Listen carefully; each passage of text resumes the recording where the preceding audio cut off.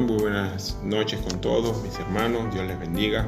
Es un gusto poder dirigirme a ustedes, a este grupo de personas que les gusta buscar de Dios y personas que tienen un conocimiento de la palabra de Dios. Se me ha dado la oportunidad de compartir esta reflexión con ustedes y quiero estudiar un pasaje bíblico que me gusta porque encierra mucha historia y nos enseña cosas importantes para el día de hoy. Está en Lucas capítulo 3. Voy a leer los versículos 1 al 3. Dice la palabra del Señor.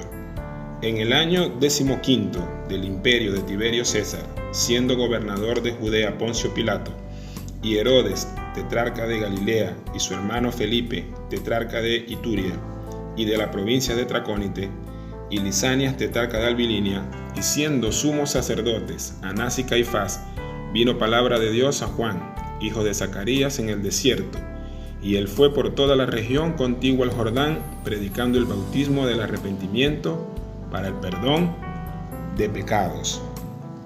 Este pasaje, como les dije, a mí me gusta, me llama la atención, porque pareciera que no enseña mucho. Uno puede preguntarse, bueno, ¿qué enseñanza hay en un pasaje que nombra a los gobernadores que habían en esa época y que habla de quiénes eran los sumos sacerdotes? Bueno, hay mucho que aprender, porque este pasaje nos muestra la condición histórica y social en la que vivía el pueblo de Dios. Sabemos que Israel era el pueblo de Dios, es el pueblo de Dios, y que todo lo que le pasó a Israel, Dios lo usa, lo dejó escrito para enseñarnos a nosotros, a cómo trata Dios con las personas y a cómo debe ser nuestro comportamiento. Y dice aquí que Israel estaba bajo un imperio, estaba bajo un gobierno tirano, el imperio romano. Nombra a los gobernantes, y esto es importante porque deja claro que la historia que cuenta la Biblia es verdadera. Cuando uno va a los libros de historia universal, uno se encuentra con estos nombres y se da cuenta de que existieron en realidad. Así que es una prueba histórica de que lo que dice la Biblia es cierto, porque la historia universal así lo comprueba. También nos damos cuenta de que había una serie de personajes que influían en la cultura del pueblo de Dios. Por ejemplo, dice que estos gobernadores eran romanos, estaban bajo una cultura romana y ellos habían impuesto su ley y habían contratado personas judías que trabajaran para ellos. Estas personas cobraban los impuestos, robaban al pueblo de Israel, le robaban al pueblo de Dios, les quitaban sus bienes, les quitaban sus pertenencias para llevárselas al imperio romano. Ellos eran conocidos como los publicanos. Nosotros los escuchamos mucho, los leemos mucho en la Biblia y por eso nos damos cuenta que la gente los odiaba tanto. A Jesús le reclamaban que él se reunía con publicanos, con pecadores, porque los publicanos eran personas que le hacían daño al pueblo de Dios. Eran judíos que robaban a sus hermanos judíos, maltrataban a sus propios hermanos. También en esa cultura del Imperio Romano se formaron dos corrientes de pensamientos. La gente seguía dos doctrinas, por decirlo de alguna manera. Estaban por un lado los estoicos y por el otro lado los epicúreos. Cuando nosotros vemos en Hechos 17, a partir del versículo 18, que Pablo está en Atenas, dice la Biblia que él discutía con los estoicos y con los epicúreos. ¿Y quiénes eran estas personas? Bueno, los estoicos eran personas que seguían una doctrina que era una doctrina racional. Ellos pensaban que todo se podía controlar con la mente y según fuera la actitud de la persona, si la persona tenía una actitud positiva, podría lograr todo. Si la persona tenía una actitud negativa, entonces no iba a lograr nada. Que todo estaba en el poder de la mente. Las personas, según ellos, no necesitaban de Dios, no necesitaban de ninguna fuerza espiritual, porque ellos tenían el poder en sí mismos, en la mente. Los epicúreos entonces eran todo lo contrario. Ellos se dedicaban a darle placer al cuerpo. Ellos le decían a la gente que debían disfrutar de la vida. Ellos abogaban porque hubiera libertad sexual en las reuniones. Incluso los más altos mandatarios de los epicúreos eran conocidos porque tenían un amante homosexual. Ellos eran personas depravadas. Entonces tenemos a los publicanos, que eran gente del pueblo de Dios que maltrataba al pueblo de Dios. Y tenemos a los estoicos, quienes decían que la gente no necesitaba a Dios porque ellos tenían poder en sí mismos. Y los epicúreos, que decían que había que darle placer al cuerpo. El versículo 2 también nos muestra otra condición bastante triste. Dice: siendo sumos sacerdotes Anás y Caifás. Había dos sumos sacerdotes. Y esto llama la atención porque en Levítico, la Biblia, el Señor da sus leyes y dice que debía haber un sumo sacerdote por año.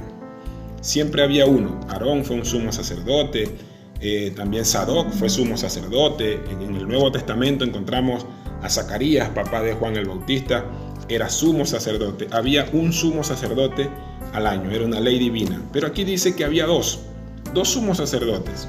Entonces vemos que los judíos, que eran el pueblo de Dios, que conocían la ley, estaban haciendo cosas que no iban acorde con la ley de Dios. Estaban haciendo cosas que iban en contra de lo que Dios había mandado. ¿Por qué había dos sumos sacerdotes? Bueno, la historia cuenta de que Anás había sido sumo sacerdote, pero había culminado su periodo, así que le tocaba a uno de sus hijos, y Caifás era su yerno, porque él no tenía hijos hombres, y le tocó a Caifás. Entonces los romanos, como tenían buena relación con Anás, le dijeron: nosotros no vamos a reconocer más sumo sacerdote, Anás va a ser el sumo sacerdote. Pero los judíos que conocían la ley decían: no, era Caifás. Así que para no ofender a los romanos, entonces ellos aceptaron tener dos sumos sacerdotes. Y esto es lamentable. Vemos cómo la iglesia prefirió, la iglesia del pueblo de Dios, pero el pueblo de Dios era Israel. El pueblo de Dios prefirió obedecer y complacer al mundo, al imperio romano, y no obedecer a Dios. Desobedeció a Dios por aceptar la propuesta del imperio romano, que quería que Anás fuera sumo sacerdote. Esto me llama a la reflexión, porque cuando yo veo que esa situación social en la que vivía el pueblo de Dios era una situación lamentable, y yo lo puedo ver hoy. Los tiempos no son muy diferentes de hoy a aquellos tiempos. En aquellos tiempos estaban los publicanos, quienes eran personas que maltrataban a sus hermanos por complacer a los romanos, por sacar provecho. Hoy vemos que eso es normal. ¿Cuántas personas se aprovechan de las crisis, se aprovechan de la necesidad de otro para su propio beneficio? No les importa el dolor ajeno, no les importa maltratar a otros, no les importa aprovecharse de la necesidad de otro para ellos tener ganancia. No tienen amor, solo se aman ellos mismos. Y esto es muy común hoy, no son muy diferentes de los publicanos que había en aquel tiempo. También cuando veo los estoicos, que eran personas que decían que todo estaba en la mente, y hoy veo personas que predican o que hablan, no solamente en las iglesias, en todas partes, de ese positivismo. La persona tiene que ser positiva, tienes que tener buena vibra, tienes que tener un buen karma, y dejan a Dios de lado. Todo parece que si tú tienes una buena actitud y tú lo puedes lograr, y si tú crees, tú lo puedes lograr, pero haciendo ver que las personas no necesitan la fe, no necesitan de Dios. Los epicúreos, bueno, ni siquiera hay que explicarlos. También en este tiempo, aunque no se llamen epicúreos, hay personas que abogan por esta depravación, personas que piden la inclusión de género, que piden la libertad de género, que piden los movimientos LGTB y todo ese tipo de cosas, haciendo popular y legal lo malo. Y dice la Biblia: hay de aquel que a lo malo llame bueno. Así que no es muy diferente, pero más lamentable es que también dentro del pueblo de Dios, de la iglesia, la situación se ve igual. Anás y Caifás desobedecían a Dios por complacer al mundo. ¿Y cuántas personas, cuántos ministros cristianos no vemos hoy que dicen cosas que no deben y que hacen cosas que no deben por complacer al mundo, por decirle a la gente lo que quiere escuchar, por hacerse populares, pero desobedecen a Dios? Es una situación lamentable. Pero el versículo 3, el final del versículo 2 y el versículo 3 nos da una esperanza, porque el versículo 2, después que dice que Anás y Caifás eran sumos sacerdotes. Dice, vino palabra de Dios a Juan, hijo de Zacarías, en el desierto. Y él, es decir, Juan, fue por toda la región, contiguo al Jordán, predicando el bautismo y el arrepentimiento para perdón de pecados.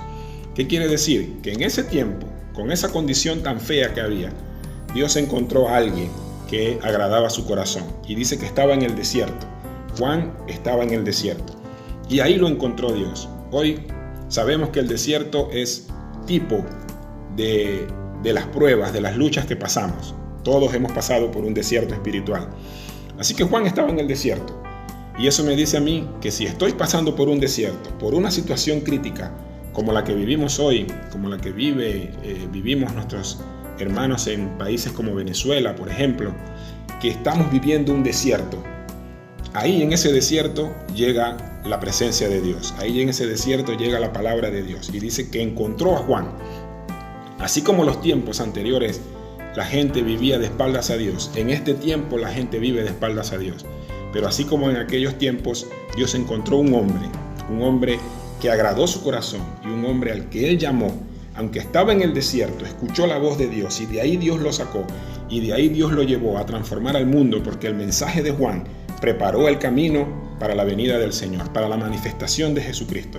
Así en este tiempo, Dios también encontrará personas que en medio del desierto estamos buscando su presencia, así como lo estamos haciendo nosotros por estos medios, buscando siempre la presencia de Dios, no dejándonos llevar por el mundo, no dejándonos convencer por las cosas del mundo, sino agradando a Dios, buscándolo en todo tiempo. Y eso nos hace agradables al corazón de Dios. Eso hará que Dios nos escoja, y aunque estemos en medio de un desierto, ahí llegará la presencia de Dios, ahí veremos su gloria y Él nos usará. Cuando todo esto termine, seguramente muchos de nosotros saldremos con un ministerio consolidado. Muchos de nosotros saldremos a ejercer la voluntad de Dios. Seremos llamados a llevar la palabra de Dios, una palabra real, una palabra pura, no contaminada, sino con la unción de Dios, porque saldremos de aquí a impactar al mundo. Quizás el diablo pensó que iba a encerrar a la iglesia, quizás el diablo pensó que iba a encerrar a los cristianos, pero nunca se imaginó que lo que iba a hacer es que cada uno hiciera un altar familiar, que cada uno se metiera en la intimidad con Dios, que cada uno se metiera en la búsqueda de Dios y que ahí Dios iba a derramar su poder y su bendición. Lo que estamos haciendo nos está acercando a Dios, y obviamente dice la palabra que cuando nosotros buscamos primeramente el reino de Dios y su justicia, todo lo demás será añadido. Así que Dios va a hacer provisión, Dios va a suplir todas las necesidades porque estamos en su presencia. Y así como a Juan lo encontró en medio del desierto, a usted y a mí también nos encontrará y también nos usará. Y vamos a hacer cosas grandes. Juan preparó el camino para que se manifestara el Hijo de Dios, que ya estaba cerca de cumplir su voluntad, su ministerio. Y hoy nosotros somos llamados también a preparar el camino para que venga Cristo y se manifieste al mundo. Así que, hermanos, tengamos confianza, tengamos fe, porque lo que estamos haciendo, esto agrada al corazón de Dios y Dios nos va a usar en este tiempo. El Señor les bendiga, les guarde y sigamos adelante haciendo lo que estamos haciendo.